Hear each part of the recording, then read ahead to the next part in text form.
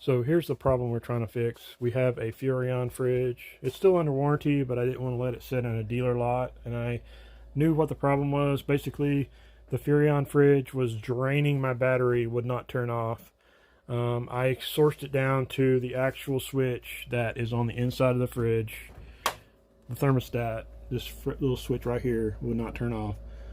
This is my model for what I'm trying to fix, and this is actually under warranty, but I went ahead and called FURRION, which is Lippert, and bought a switch, approximately $15, $30 shipped. Here's a picture of what I'm replacing, and these are the tools. The Phillips screwdriver to take off the console, the pliers to lightly grab the switch knob and pull off, and the regular screwdriver was to prise off the little tabs for the electrical connectors. Also, you'll need some type of light because your power will be disconnected. So this video is basically to document how to fix the switch problem. Welcome back to the channel. Today we're going to be replacing a switch on a FURRION refrigerator, and order this one from Lippert. This replaces the on-off thermostat, and got that from Lippert. So we're gonna have to turn the power off and pull the switch. I've already got the 3 screws out that hold it in, and basically there's 2 wires that are connected, and then the thermostat wire. So we're gonna go ahead and disconnect the battery and get to work on pulling the switch out. So stay tuned.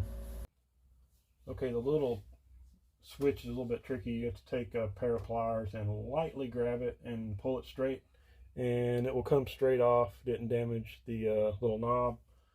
So the next piece is actually a nut that we'll take out, and then we should be able to unplug the wires.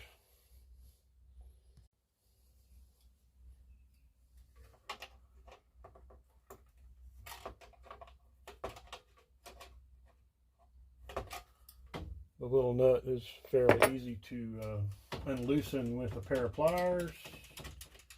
And we're going to take the little nut off of the switch. Now the switch should come right out, and it did. So now we've just got to get this thermostat wire that's shoved up inside pulled out and replace the wires, and then we'll be able to start reverse process. Here's a look at the switch as it hangs up there, and then you've got the thermostat wire shoved back inside the fridge. So that's the next piece. That's a pretty long wire. So we'll get that pulled out, and then we'll be able to get the new one in, pop it in, and see what happens.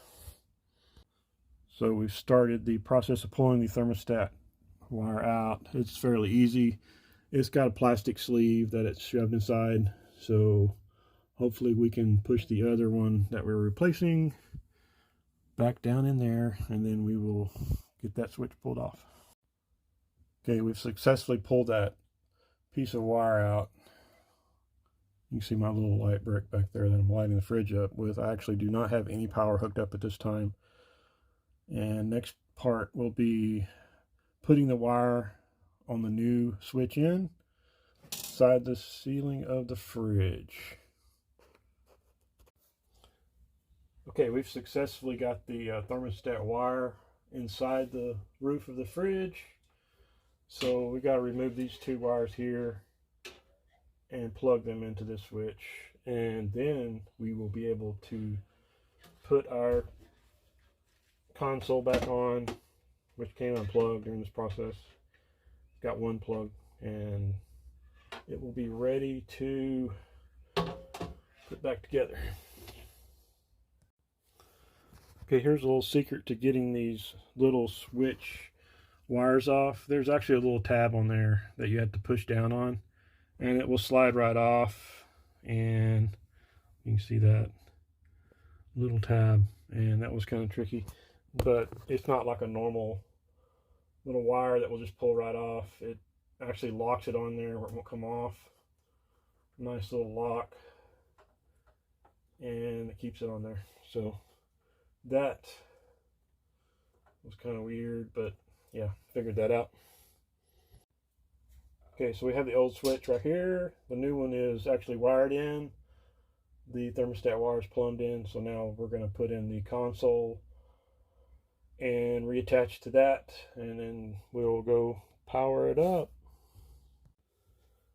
Okay, we've got our nut back on. We've got the switch back in the console. We're going to tighten it down with our pliers. Nice and snug. That's ready, and then we'll put our knob back on.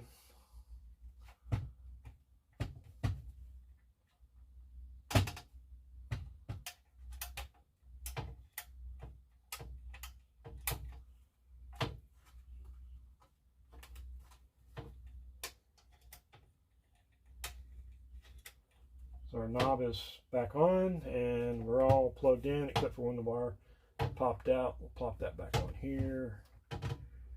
Little red and white wire came out.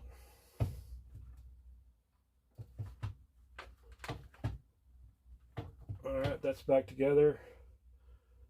So now all we have left to do now is mount the console back up top. And get that piece back on, and we'll be ready to roll. Okay, so we have our little control console back on. Actually, the 3 screws that hold it on, put those back, and we're back looking like a normal fridge again. So now we will go attach the cable on the lithium battery that we have, and we will get this a test and see what happens. So we have everything replaced, and actually the fridge is powered up. The 12 volts have reattached to the battery. Fridge came on fine. Compressor's running, lights work, and we're gonna let it run. Make sure she comes up to temperature, and then we will actually do a power off of the fridge to verify that the switch is working properly. The generator, the fridge was not working, not the generator. The fridge was not working when in off position whenever I put it back under power. So that's a good sign. So the results are in. Whenever you turn the compressor all the way to the off position, it does power off, and the lights will turn off automatically about 3 minutes into leaving the door open. So overall, this was a success. The switch did fix my issue, so I'm very happy. Talk to you later. See you on the next video.